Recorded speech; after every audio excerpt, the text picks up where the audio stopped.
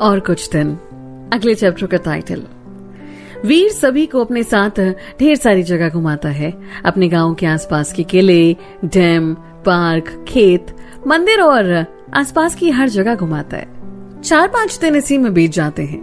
वीर राजीव को अपने साथ अपने सारे काम भी दिखाता है। राजीव काफी हैरान होता है कि इतनी कम उम्र में उसने इतना कुछ हासिल किया है। वीर सभी को साथ घुमा तो रहा होता है, पर उसके मन में कुछ खटक रहा होता है। उसे हर वक्त ये लगता है जैसे उसका कोई पीछा कर रहा हो, और जाने क्यों पहली बार उसे किसी वजह से डर लग रहा था। इसी वजह से वो एक सुबह सबको आंगन में इकट्ठा होने को कहता है। बड़े साहब, क्या बात है वीर? वीर बताते हैं। आप सब ध्यान रखिएगा, खासकर संजना, श्रुति, कविता, राजीव, नयन और साक्षी। आप में से कोई भी बिना मेरे पूछे या बिना मेरे साथ के बाहर नहीं जाएगा। हालात जो भी हों, कोई नहीं जाएगा कहीं भी। अगर आप में से किसी को भी कहीं जाना है तो मुझे बता दीजिए और मैं साथ जाऊंगा। किसी के कुछ समझ नहीं आता कि वीर ऐसे क्यों कह रहा है, पर सभी सर हाँ में हिला देते हैं। वीर जिसे भी कहीं जाना था तो उसे अपने साथ ही ले जाता था। एक सुबह वीर किसी काम से सुबह जल्दी निकल जाता है घर से। जब नयन उठता है तो वो जिद करता है चॉकलेट्स के लिए, तो राजीव उसे लेकर बाहर मार्केट की तरफ जाने लगता है। कोई था जो इस बात का इंतजार कर रहा था कि कब इन बच्चों में से कोई बाहर बिना वीर के निकले और उसे मौका मिल जाता है। 3-4 घंटे बाद जब दोनों वापस नहीं आते तो सब परेशान हो जाते हैं। बड़े पापा, वीर ने मना किया था तो इन दोनों को अकेले जाने की क्या जरूरत थी? राम, भैया ये सब बात करने का टाइम नहीं है, ये बताइए अब क्या करें? देव रोते हुए, करना क्या है, पुलिस के पास चलते हैं। इधर सबका रो रो कर बुरा हाल था। फिर साक्षी डरते हुए वीर को फोन करती है और सब बताती है। वीर गुस्से में बाइक भगाते हुए घर पहुंचता है। वहां सभी दालान पर होते हैं। वीर गुस्से में, दोनों बाहर क्यों गए और कहां गए थे? पहली बार देव वीर से कुछ कहता है। देव घूरते हुए बोला, दोनों बाजार गए थे। नयन जिद कर रहा था तो चॉकलेट्स लेने। वीर, जब मना किया हुआ था फिर भी बात ही नहीं सुननी। देव, तो अब तुम्हारे कहने से हर कोई घर में कैद नहीं रह सकता है ना? पता नहीं ऐसा क्या काम करता है कि तुम्हारी दुश्मनी लोग तुम्हारे परिवार से निकाल रहे। वीर कुछ नहीं बोलता, बस चुप रहता है। रीमा, मेरे बच्चों को कुछ नहीं होना चाहिए वीर, वरना देव रीमा को चुप करवाता है और कहता है कि अभी हम पुलिस के पास जा रहे हैं, वो हमारे बच्चों को ढूंढ लेंगे। वीर चुपचाप वहां चेयर पर बैठ जाता है और सोचने लगता है कि कौन है ऐसा जो ये काम कर रहा है। इतने में ही दालान पर फोन रखा हुआ बजता है, जिसे देव उठाता है और उधर से आवाज आती है कि फोन स्पीकर पर करे, और देव वैसा ही करता है। फोन के दूसरी तरफ वीर प्रताप सिंह, हम कहे थे ना तुम्हें, हम छोड़ेंगे नहीं। लो आ गया वो समय। देव, आप कौन है और क्या चाहते हैं? आपको जितने पैसे चाहिए हम दे देंगे, बस मेरे बच्चों को कुछ मत करिए। दूसरी तरफ से, ए सुन, ये पैसों की बात कहीं और करना, और अगली बार अगर तुम में से कोई बोला ना तो इन दोनों को यहीं ठोक दूंगा। वीर, बोल पृथ्वी सिंह, तुझे क्या चाहिए? पृथ्वी, बस तेरी यही लाचारी वाली आवाज सुननी थी वीर।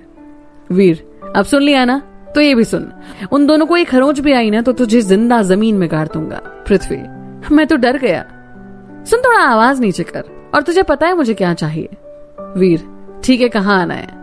पृथ्वी, वहीं जहां लास्ट मिले थे हम, और हाँ, अकेले और बिना हथियार किया। जल्दी आ, तेरे इंतजार में बैठे हैं हम। और फोन रख देता है। उसी वक्त देव वीर के सामने आता है और उसके गाल पर एक जोर का चांटा मारते हैं। देव, देख, तेरे पापों की वजह से आज हमारे बच्चे मुसीबत में हैं। वीर कुछ नहीं बोलता और बस चुपचाप रहता है। इतने में ही कृष्ण प्रताप सिंह कहते हैं, देव, जब आपको कुछ पता नहीं है तो कृपया चुप रहिए। देव, क्या पता नहीं है भैया? देख लीजिए, अभी तो बोला है फोन पर कि सब इसकी वजह से हुआ है। वीर बड़े पापा को चुप रहने का इशारा करता है। वीर देव की तरफ देखकर बोला, हम वापस आए या ना आए, आपके दोनों बच्चे सही सलामत मिल जाएंगे, बस तब तक कोई यहाँ से कहीं नहीं जाएगा।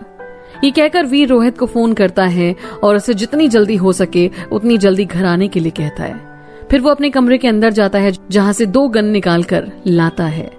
इतने में ही रोहित भी आ जाता है।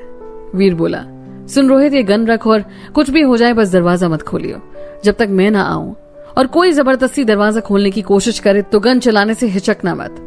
रोहित बस सर हिला देता है और वीर वहां से बाइक लेकर निकल जाता है। यहाँ सभी परेशान इधर उधर घूम रहे होते हैं और देव बस वीर के बारे में बुरा भला कहने लगता है। बड़े साहब बार बार उसे चुप होने को बोलते हैं, पर देव चुप नहीं होता। अंत में जब साक्षी से बर्दाश्त नहीं होता तो साक्षी कहती है, चाचा जी चुप हो जाइए, आप कुछ नहीं जानते वीर भैया के बारे में। बड़े पापा, साक्षी चुप हो जाओ। साक्षी, नहीं बड़े पापा, अब और नहीं। जब से आए हैं इनकी सुन रहे हैं हम, पर अब नहीं। आप लोगों को वीर भैया ने मना किया है ना, पर अब मैं चुप नहीं रह सकती। देव, क्या बोलोगे उसके बारे में? होगा कोई गुंडा?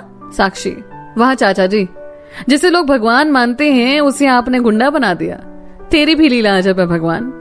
देव, एक गुंडे को आप लोग भगवान बना रहे हैं। साक्षी, वीर भैया फरिश्ता है, फरिश्ता। सुनिए, बात 2 साल पहले की है। हमारे गांव में अचानक ड्रग्स की सप्लाई बढ़ने लगी और यहाँ के लड़के उसकी गिरफ्त में आने लगे। फिर अचानक कुछ लड़कियां भी गायब हो गईं।